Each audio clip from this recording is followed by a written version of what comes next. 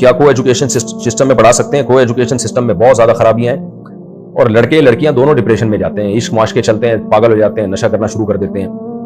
آپ کہہ سکتے ہیں نہیں فلاں بچہ تو کو ایجوکیشن میں پڑھا ہے وہ تو خراب نہیں ہوا، کہیں اگر چرس بٹ رہی ہو نا تو سارے چرسی نہیں بن جاتے، لیکن جتنے چرسی بنتے ہیں وہ بنتے چرسیوں کے ساتھ بیٹھنے سے ہی ہیں۔ تو اب آپ نے دیکھا کہ فلاں کا بچہ چرسیوں میں بیٹھتا ہے لیکن وہ تو چرس نہیں پی رہا، تو کیا اس بیس پہ آپ کے لیے جائز ہوگا اپنے بچے کو چرسیوں میں بٹھا دیں آپ لے جا کے؟ تو ہمارے ذمہ شریعت نے لگایا ہے کہ برے ماحول سے ہم بچوں کو بچائیں، چاہے وہ خراب ہوں یا خراب نہ ہوں، سب بچے خراب نہیں ہوتے لیکن ہر ایک پر اس کا اثر مختلف پڑتا ہے۔ آپ کا بچہ کو ایجوکیشن میں پڑھ رہا ہے، اس کے بعد لڑکیوں کی سیٹنگ اور پھر بدتمیز ایسا بنے گا نا کہ آپ خون کے آنسو روگی اور پھر بولو گی کہ میں نے کیا یہ۔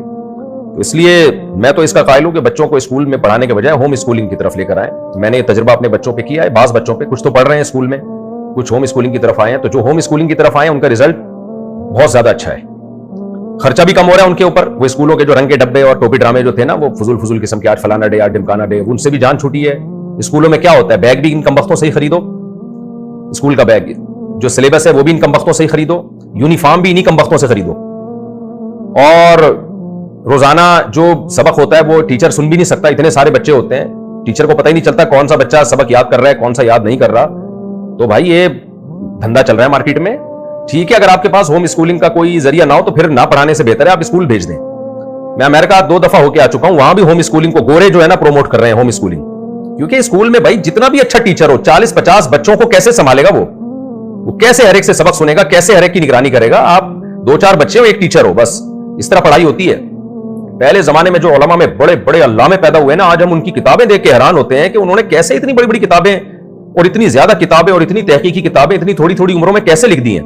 تو جب ہم ان کی ہسٹری چیک کرتے ہیں تو پتہ چلتا ہے کہ انہوں نے ایسا نہیں تھا کہ 50-50 بچوں کی کلاس تھی اور ایک ٹیچر، بلکہ ہوتا یہ تھا کہ ان کے خاندان میں کوئی عالم تھے تو یہ ان کے پاس گئے، پورا علم وہاں سے حاصل کیا انہوں نے۔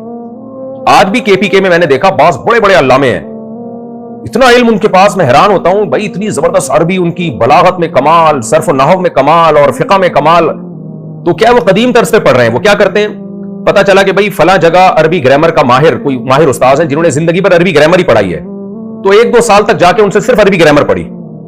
فلاں جگہ پتہ چلا کہ جی فلاں علاقے میں ایک استاذ ہے جو عربی ادب کے ماہر ہیں اور 20 سال سے عربی ادب پڑھا رہے ہیں، تو وہاں چلے گئے، ان سے 2 سال تک عربی ادب ہی پڑھتے رہے بیٹھ کے۔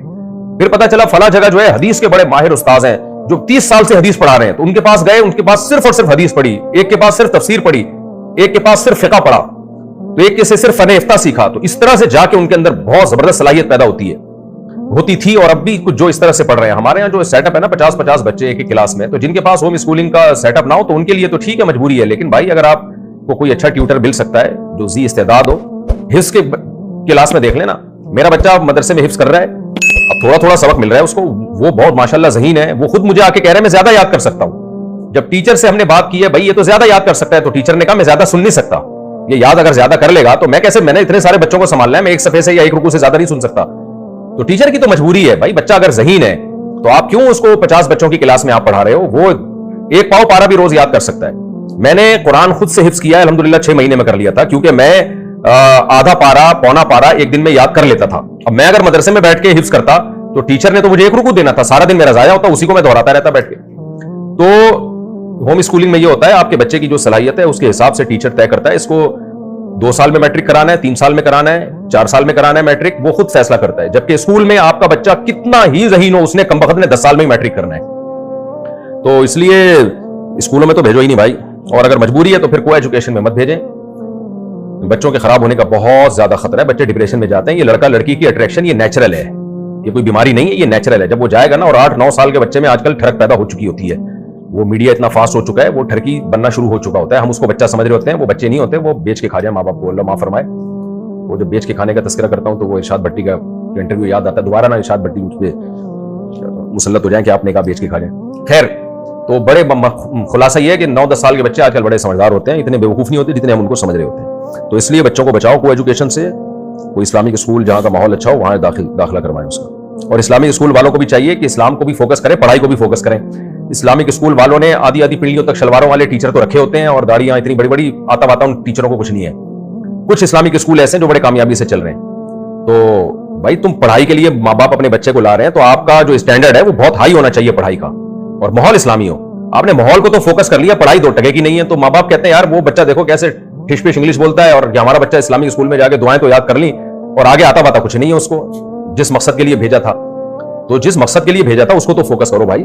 कुछ स्कूल ऐसे, मैं उनके नाम इसलिए नहीं लूंगा कि मैं किसी स्कूल की पब्लिसिटी के लिए नहीं बैठा, लेकिन इस्लामिक स्कूलों को भी चाहिए कि वो कुछ स्टैंडर्ड रखें अपना, और बाकायदा एजुकेशन में माहिर जो प्रोफेशनल लोग हैं, टीचर हैं, वो रखें, और मैनेजमेंट भी कोई प्रोफेशनल लोगों की जिनको स्कूल चलाने का तजर्बा हो। सिर्फ इतना काफी नहीं है कि जिसके 4 महीने लगे हुए हैं तबलीग में तो आपने स्कूल उसके हवाले कर दिया, ये वो हजरत जी बहुत बड़े मुफ्ती साहब हैं फला इदारे के, लिहाजा वो स्कूल चलाएंगे। भाई मुफ्ती एक अलग फील्ड है, स्कूल चलाना एक अलग फील्ड है।